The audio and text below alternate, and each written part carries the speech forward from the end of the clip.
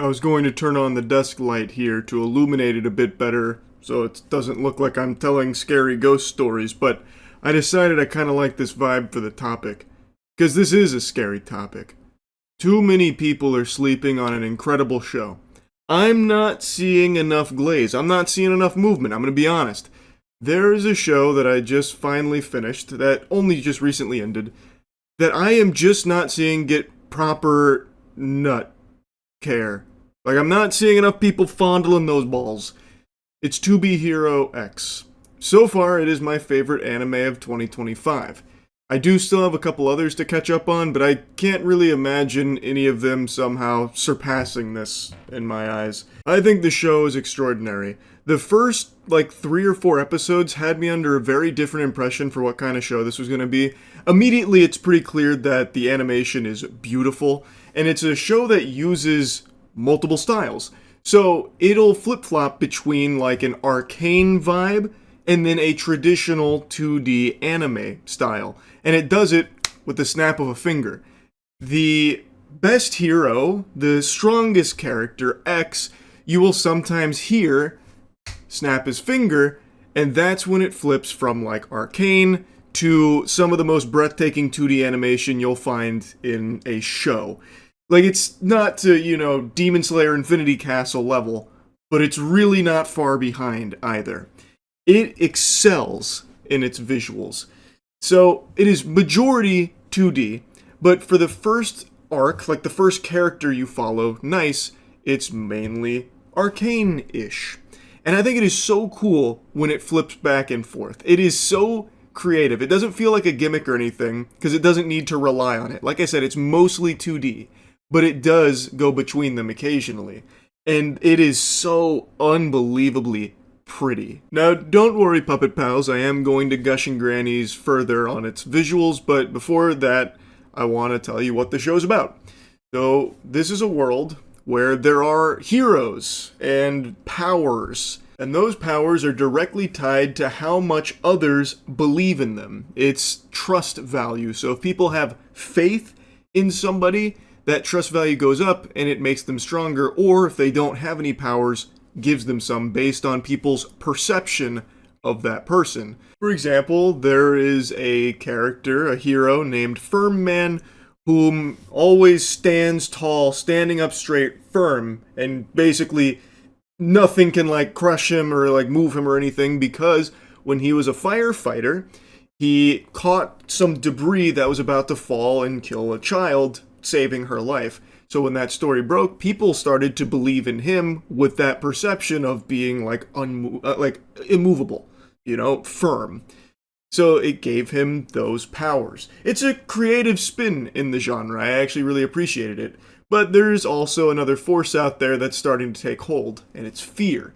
Fear also grants people some extraordinary abilities, and of course these two forces clash. That's kind of the big point of To Be Hero X, but it also has a really interesting format where instead of following one character in a story across a season, it follows multiple heroes. And when I say multiple, I'm not talking 1 or 2, I'm talking 6 or 7.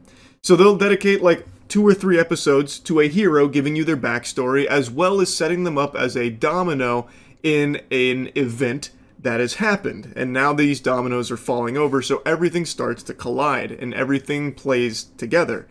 And what sounds like it could be really messy and convoluted or even annoying, jumping from so many characters in so many different positions, it's not. It flows so well. In the last 5 episodes of this season, I could not turn it off. I literally could not pull myself away from watching it. It was so gripping. I think it is just a really, really well done story. And the first handful of episodes had me believe this show was going to be something that it's not, because it felt very slice of lifey, and it felt like it didn't take itself super seriously, and it was more about maybe comedic aspects or something like that. It's not. There's nothing childish about it or slice of lifey or anything. It's a really well done deep story that gives a lot of emotional depth to its characters, and it's not afraid to kill people off as well. It was very refreshing. It does feel very different from pretty much all other superhero anime. Now, in this world, there's also a like ranking tournament that goes on where the strongest heroes will fight each other in order to establish their trust values because everyone's going to watch and they'll see like who's the strongest, what's going on, and the strongest character gets crowned X. And typically when someone gets crowned X, the strongest, they only hold that title for like a very brief period of time because everyone else is able to catch up and surpass them in the next tournament. But the new X is someone we don't know a whole lot about, but he defeats people in an instant with a snap of his fingers. He's just victorious at all times. And this guy aura farms like a motherfucker. He is super cool. Like, he is such a cool character. He has very, very, very little screen time, but every time he is in an episode, he's like the highlight of it. And it just gets you glued to it. I really, like, I cannot praise this show enough. Like, it's not just carried by outstanding visuals. It is the complete package. But anyway, since I did mention the visuals again, I can't stress enough just how good looking this show is. I think this has the best fights of the year as well. Pretty much every single episode has a huge battle, like a big fight between characters. And they do not cut any corners. Holy shit. It is so well animated and well choreographed. They are like drawn out long fight sequences, just full throttle.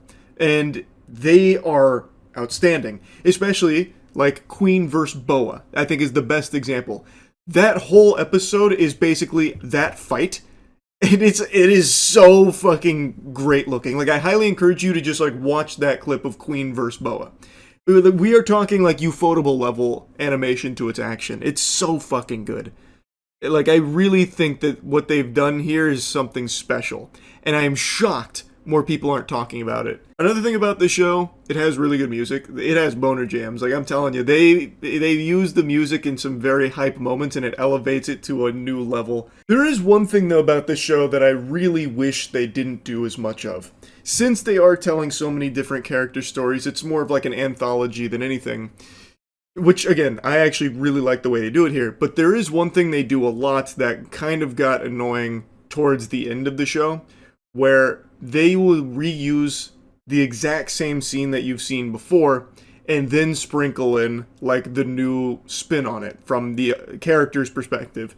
So for example, when they're about to go investigate an alien ship, this is a pivotal moment and you'll see it from one character's perspective, like when he was recruited to it, and then another. But instead of just showing you that character's perspective when they get introduced to it, they will reintroduce the entire scene to you. So they will repeat literally whole scenes sometimes because, again, they revisit it but from a different angle.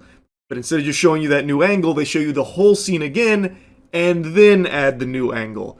So there was a lot of times where I was like, oh fuck, I've already seen this before, and I contemplated just like fast forwarding through it because, again, it's the exact same scene with no alterations until the character comes into the fold there for it. So I think they did that a little too much. Maybe that was for budget reasons. I would think that's probably why. Because obviously they've already animated that, it's already finished, so if they reuse it, well, they save some money there having to do something a little different. I think that might be the reason, but it did get kind of annoying. Overall, I highly recommend the show, obviously. I do think it is underrated right now. I think this is flying way too under the radar. This is a show that I really would expect more people to be hyping up because there are so many, like, notable fight sequences. At the very least, I thought this would be something that people would be sharing, like, a lot of clips of from some of the bigger fights. So I'm really surprised to see that's not the case. So I really think this one, like, for me personally, is my anime of the year, and I really think a lot of people would really enjoy it. They maybe just haven't heard of it. So I'd say check it out. To Be Hero X slaps. That's really about it. See ya.